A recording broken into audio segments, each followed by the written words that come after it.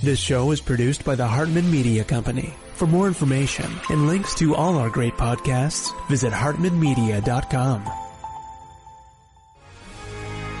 Welcome to the American Monetary Association's podcast, where we explore how monetary policy impacts the real lives of real people and the action steps necessary to preserve wealth and enhance one's lifestyle. Welcome to the show. This is Jason Hartman, your host, and every 10th episode we do something kind of special, kind of different. What we do is we go off topic. So regardless of which show it is on the Hartman Media Network, whether it be one of the financial shows, economics, real estate investing, travel, longevity, all of the other topics that we have, every 10th episode we go off topic and we explore something of general interest, something of general life success value. And so many of our listeners around the world in 164 countries have absolutely loved our 10th episode shows. So that's what we're going to do today. And let's go ahead and get to our guest with a special 10th episode show. And of course, on the next episode, we'll be back to our regular programming. Here we go. It's my pleasure to welcome Michael Daugherty. He is the CEO of the Cyber Education Foundation and founder of the Justice Society. He's author of The Devil Inside the Beltway, the shocking expose of the U.S. government's surveillance and overreach into cybersecurity, medicine, and small business. Michael, welcome. How are you? I'm well. How are you? Thanks. Good to have you. Thanks for joining us. So you do a lot of things, and you had a tremendous, harrowing time fighting the federal government for several years, and your book talking about how they've just massively overreached. And it's amazing to me how people really need to be concerned about government abuse of power. And, the government's got unlimited resources, unlimited budgets, and none of us have that.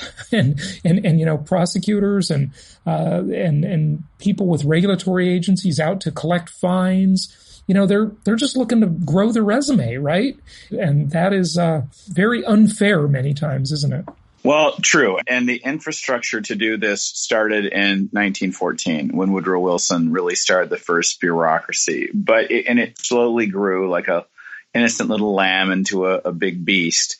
But it was weaponized by the Obama administration, where all the insiders, and many of them are still embedded in government, think they're right, read Saul Alinsky's Rules for Radicals, understand the concept of power. Now, this has gone on in the FBI for years. I mean, these tactics of intimidation and wearing you down, it's a very, very brief playbook. It's just, here's what's going to be presented about you. You can just cooperate now, please.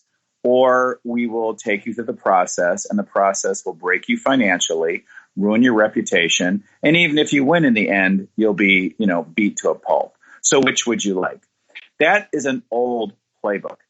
However, the use of the playbook is very, very, very prevalent now. We saw it with Mike Flynn only because he's so well known, but it happens all the time. And it happened with my company as well. So what we don't have is enough stories about it, because people, I think most Americans go, well, it's the IRS, that I'm afraid of, and they'll come at me. And so if you're in trouble with the IRS, I don't want them to see me as your friend, so I'll just hide over here. But it's more than the Internal Revenue Service now, folks. It's all over the place. It's all the agencies. It's the playbook of getting you to submit. This is the problem. There are so many obscure laws nowadays that ignorance of the law really should be an excuse. It shouldn't be an excuse when the laws are simple and easy to understand. But now we've moved so far beyond that, it's absolutely mind-boggling. When you refer to 1914 and Woodrow Wilson and the first bureaucracy, to which bureaucracy are you referring? Well, Woodrow Wilson was an academic guy, and they're always dangerous because they think they know everything with no real world experience. And he had this great intention of, we're having the medical revolution, the industrial revolution, and these politicians shouldn't regulate it because they're politicians. So we have to have these bureaucracies. And what he forgot was that the founding fathers didn't believe anyone with power could be trusted. and Woodrow Wilson thought the government with power could be trusted. So getting experts to regulate an industry is fine. And that's what the agencies were supposed to be. They're supposed to be experts that had drilled down specific knowledge in an area. But the problem was that he gave them unbelievable power. And that really morphed over the next 20, 30 years. Federal FDR sent it over the edge. But they have their own courts. They make their own rules. You have to go through their own procedures first before you can get to an Article 3 court. So essentially, the agencies can do whatever the heck they want to you, and you can't get anyone to help you on the other side until they're done with you. And they're done. That part of they're done with you is really a torture chamber of investigation. And that's what Woodrow Wilson started. Yeah, okay. So super briefly here, because there's a lot of other stuff I want to talk about. Your story is that you had a medical lab business and you got hacked. And so cybersecurity is a big deal nowadays. You know, I've hired cyber investigators in my business before, and competitors will do all kinds of things to try and mess up your technology. And, it's a constant thing. Or just hackers that want to make a name for themselves on the internet, these obscure, weird people. And basically, it was an extortion, almost like a not ransomware concept, a little different, but tell us about that real briefly, if you would. Okay, so this is in 2008. My medical laboratory had 700,000 patients. We got a call from a guy, and he said, "We've got your file, and it's out in cyberspace, and we do remediation. Would you like to pay us? Would you like to hire us?" And I said, "What's your IP address? How did you find it?" And he wouldn't tell me unless I paid him. Well, we didn't believe anything he said. We thought that was extortion. We wouldn't pay him. He was very upset about that, and he turned us over to the government. The government started investigating us, not him, in 2010, and that went on through courts we didn't get a final order to the end of the decade. December 23rd, 2019, we actually were awarded almost $1 million for a $16 million battle. And it's because we learned that this guy didn't find it in cyberspace, that he was working with the FBI.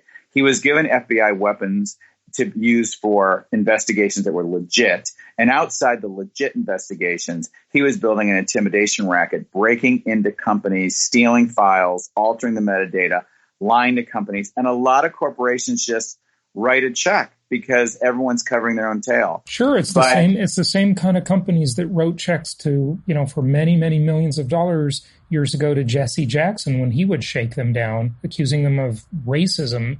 And it's basically the way the government, and Jesse Jackson wasn't a government actor in that sense. He was just a shakedown artist. But the way the government gets around things is they get a private party or a private company to be a proxy for their end goal. And now we see it with big tech.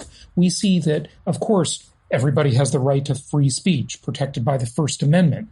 But what they do is now they're using these giant tech companies as proxies for their agenda. And I'm sure you'll want to get into that because basically the tech companies can just say, well, you don't have the right to free speech on our platform, which is a very legitimate idea. But they've become so large, they have GDPs bigger than many countries. So there's not an alternative now. There's not an alternative platform anymore, which is the problem among many nowadays. So the government used they had the proxy of this person basically hacking, and then they used that hacking information for their own benefit. Right. And they admit it. The Justice Department has told friends of mine who doesn't know they're speaking to friends of mine that they get a lot of leads from these criminals. So they turn the other cheek a lot of times. But what's worse in my instance is that they're not going to indict because what are they going to do? A defense lawyer is going to, if they indict the guys, the defense lawyer is going to go, well, wait a minute, Your Honor, the prosecutor was the co-conspirator. So when you have the FBI and the Justice Department that won't indict, because they're making stuff up and they have all sorts of power to bury it.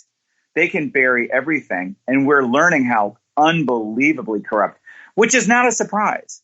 The founding fathers knew, and we have forgotten, that it's not about government. It's about anything that gets huge power goes corrupt. Of course. And I'm not just blaming government. It's just big. No. That's the topic right absolutely. now. But I'm not saying you shouldn't blame government because government is the worst because they have such power. They can hide in the woodwork. They're parasites. Now, and there's blood on everyone's hands because when you go to DC, I mean, here I was a healthcare entrepreneur, and I never really worked, quote unquote, DC before. And the number one shock of DC was that all these people know this and they're fine with it.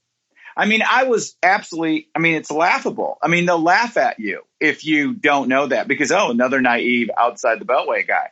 I mean, it's more of a fear culture, a survival culture. It's not like they have meetings of corruption. It's that everyone knows to keep their eyes to the ground, mind their own damn business. And you don't blow the whistle on anybody because you never know. Your enemy today will be your friend tomorrow. And, in 15 years, you might be needing them. So everyone just looks the other way. When I was looking for a lawyer in D.C. to take on the government, I found lawyer after lawyer after lawyer that just laughed and said, forget justice. This is administrative law.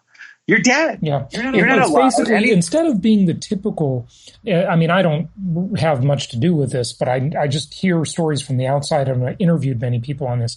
Administrative law instead of civil law, they have like this star chamber judicial process instead of this sort of open, transparent court system where anybody gets to go sit in the back and write a story about it.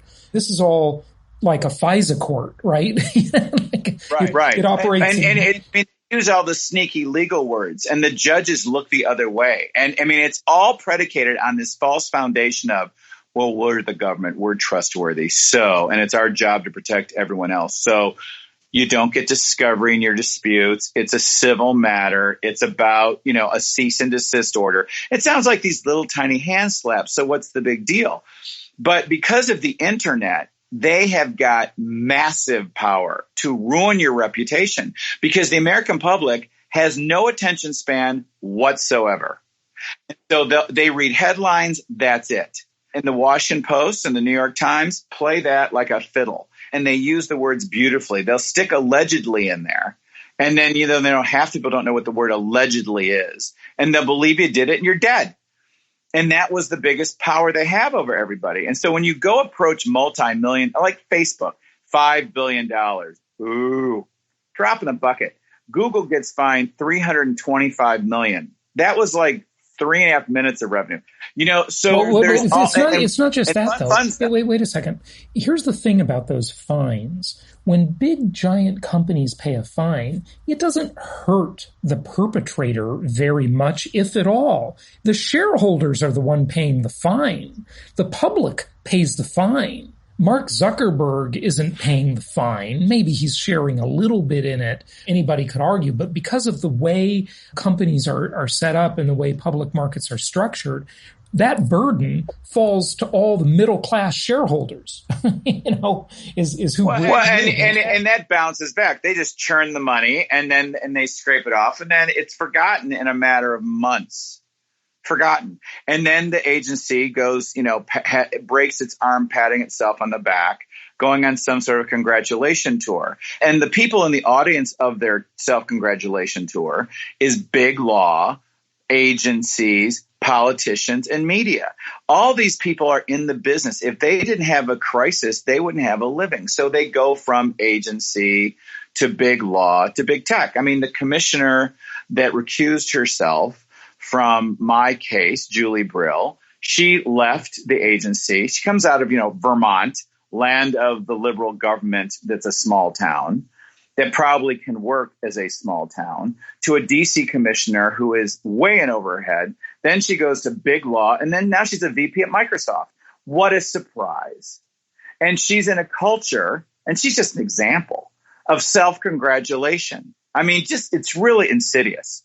And her audiences are everyone that's making money off this, all the privacy people. I mean, there's a whole industry of people that protect us, quote unquote, that are insanely incompetent and completely unaccountable and make a really good living. Yeah, it's really something. A lot of things need to change. Well, tell us in Chapter 6 of your book, you talk about Section 5 of the FTC Act, the trap that Congress laid. What is that? Well, Congress, when they started the administrative state, congressmen love the administrative state. I don't care what party they're in. And the reason is because Congress doesn't have to do anything dirty. They can be the good guy or they can ignore you, and all the agencies do the bad stuff. And the Democrats go, oh, we need them to save the world, and nothing happens. And they don't have to do anything. And they approve this law that said the Federal Trade Commission has Section 5 to protect consumers from unfairness and deception. Now, deception's kind of easy to prove, but unfairness is like ugliness. It's in the eye of the beholder. And there's no definition for what is unfair. So, and Congress never acts on anything. So the FTC appoints itself to what they think is unfair. And they decided that cybersecurity done the wrong way was unfair. But they never say what is fair. And their investigation powers are so crazy that I was the first person to take them on this, because you have to be crazy enough to walk through courts and spend millions over years over a stupid little question. So if you don't get to a judge, they can do what they want. And Congress isn't going to change a thing, because Congress loves agencies, because it keeps them just, saying, my hands are tied, I don't have the power, please send me a check. My hands are tied, I don't have the power, please send me a check. And they just raise money and have a great life and jet around and blame the other side. And it's just, and it's built to be a mess anyway. So they created this beast. Now, did they know it was such a beast 100 years ago? No. But this is what happens, right? And everyone that created this beast is dead and can't see. FDR would be mortified. I got to think he'd be mortified. I mean, he was afraid of it when it was going on. He knew. But, it moves so slowly, but the technological age is expanded. And then the Obama presidency really created a playbook of how to put these corrupt people in, and they're warriors. These people are absolutely brutal warriors. They're playing just like these Antifa people are. You're sitting here vulnerable and stunned, and they're out there intentionally breaking the rules, because to them it's war, and that means all's fair. Right. Yeah. Okay. So let's switch gears now and talk about, what's going on in the world. You have some thoughts about, Twitter removing President Trump's video tribute to George Floyd. What's their rationale for that one? I mean, this is unbelievable. Well, we have these non-government censors, and they censor what they want, and they don't censor what they don't want, and they fight subpoenas, and they're absolutely disgusting, these big tech companies. I mean, they are just appalling at their abuse. They're like the Alien, how it was tiny in the first 10 minutes and it's full grown in like an hour. And the tech companies grew from nothing to massive so fast that they can afford anything. And really, Microsoft getting in trouble with the government scared all tech ahead of time. And these people they're lawyered up and they're ready for battle. Not only that, they have armies of lobbyists. I mean, it's just unbelievable how their influence over the government is insane. I mean, listen, I don't love everything about Elizabeth Warren by any stretch, but I do like the way she wants to hold Wall Street and big tech accountable. I got to tell you, I really do agree with her on that stuff. Yeah, but I think everyone that was honest would want to hold them accountable. It's the how. It's utterly impossible unless we have some massive change. It's probably got to be through antitrust. But what I want to say is, here's what they're doing, and here's what she's not saying. What she's saying about today, this is nothing less than book burning. They are book burning. It's just technology has changed the books. And this is all they're doing. And people better wake up. It's just like the socialist Nazis that burned the books. This is Ray Bradbury's Fahrenheit 451 all over again, That's right. Yeah, it's the thought police. They're just everywhere, and it is unbelievable that they can get away with it. It's absolutely appalling. What are we going to do? I mean, antitrust, but no administration has had any real appetite to go after antitrust in any significant way for decades. It's like they just don't do it. Well, that's because, again, look, this country is on a precipice bigger than it was in 2016, which I can't believe I'm saying. And that's because when Trump won, he was basically, and I don't think Trump understood what he was getting into. I really don't, because you have to see it to believe it truly in your gut. And I've seen the beast and I've danced with the beast, or I would not have this opinion so clearly. But his hand went on that mask and he started to rip it off because they came at him first. And there are a lot of powers against the populace of this country, a lot. And we're in shock. We're watching what the media has just done with COVID. I mean, they're lying left and right, about treatments and medical treatments, and they spin. Let me give you an example, because I've been in medicine for 30 years. This hydroxychloroquine thing. When I see the New York Times try to beat up, or the Washington Post beat up Trump because they gaslight everyone that he said hydroxychloroquine would be a cure. No one has said hydroxychloroquine is a cure. It's a pill that helps because it can be very much anti-inflammatory at a very early stage. But and the point isn't the detail. The point is they don't care if they're messing with a successful disease treatment. This is about power. And Trump is like the one little guy in front of a Chinese tank. People don't understand how big the Chinese tank is. They're seeing it now with their own eyes, with the riots, the media hiding the riots, what's going on with what the Democratic machine did to Bernie Sanders twice. I can't believe people on the left are so out of touch, because the truth is it's not left versus right. It's insider with power versus outsiders with bags over their heads. And Trump is the massive threat because he's pulling bags off of heads. And we don't have a lot of time to wake up. So when you see book burning cloaked as we want to educate you on race, it's very, very dangerous. I mean, if you play the race card a million times to get power, you're just hurting the race you're allegedly protecting. Yeah, I know. But that's what the left has done for decades. I mean, everything they do hurts the people they say they're trying to help. He's being burned and police being told to go away. I mean, this is beyond comprehension. Beyond comprehension. I mean, coming from a law enforcement family, to see a mayor ignore and let them run and go and destroy things. Look what's going on in Seattle and Los Angeles. It's insane. It's insane. Yeah, it really is. It's unbelievable. But the one thing that is for sure is that businesses will never, in any significant way, come back to those neighborhoods. And that will be the thing. That's the one thing the government can't do. They can't force a business to open there. Yes, they'll incentivize it through opportunity zones, et cetera. And, that's a whole nother scam we could talk about another day, but long before the riots and COVID, obviously. All of these areas will just become more and more impoverished. It'll just get worse and worse. They'll become more dependent on government. It's absolutely shocking. Well, I come from Detroit, and what we have now that we didn't have back then is we have history. Back then, it was like, Obama running on no record. There was no record. There's a record of devastation of what happens.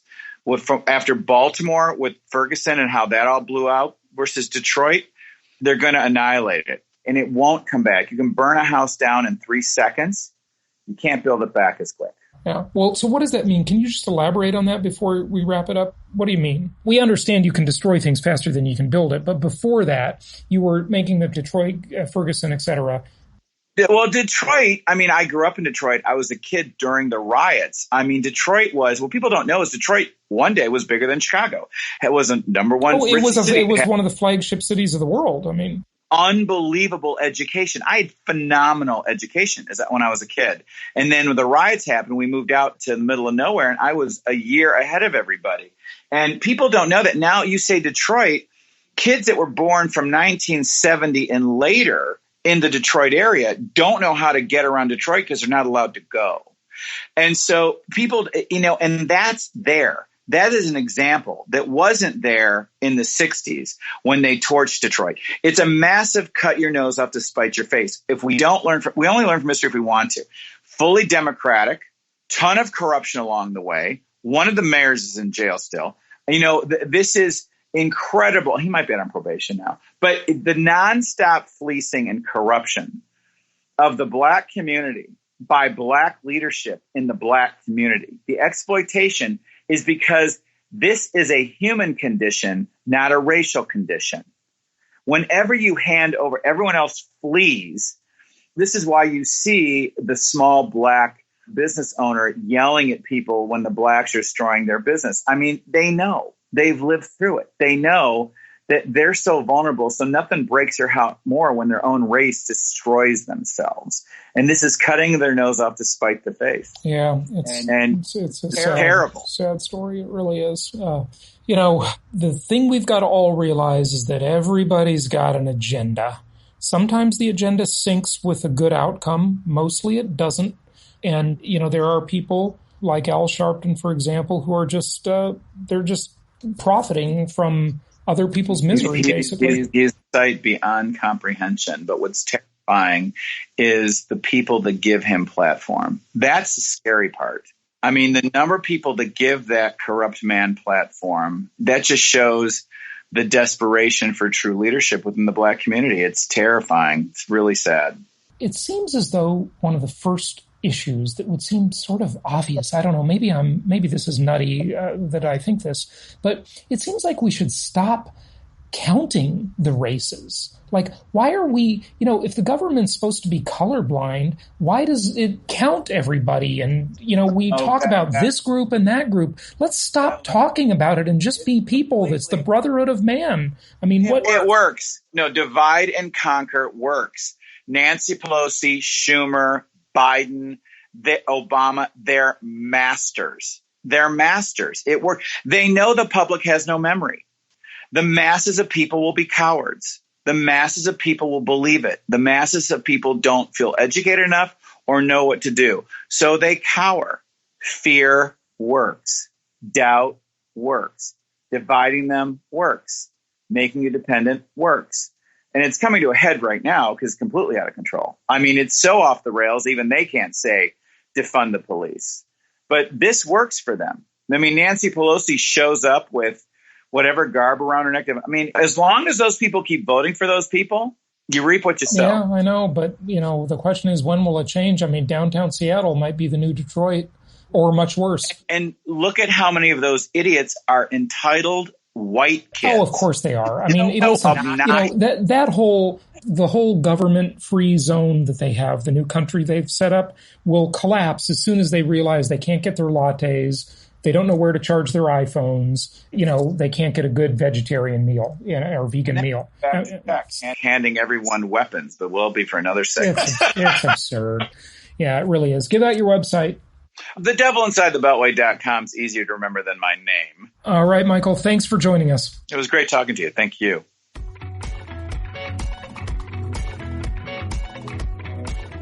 Thank you so much for listening. Please be sure to subscribe so that you don't miss any episodes. Be sure to check out the show's specific website and our general website, hartmanmedia.com, for appropriate disclaimers and terms of service. Remember that guest opinions are their own, and if you require specific legal or tax advice or advice in any other specialized area, please consult an appropriate professional. And we also very much appreciate you reviewing the show. Please go to iTunes or Stitcher Radio or whatever platform you're using and write a review for the show. We would very much appreciate that. And be sure to make it official and subscribe so you do not miss any episodes. We look forward to seeing you on the next episode.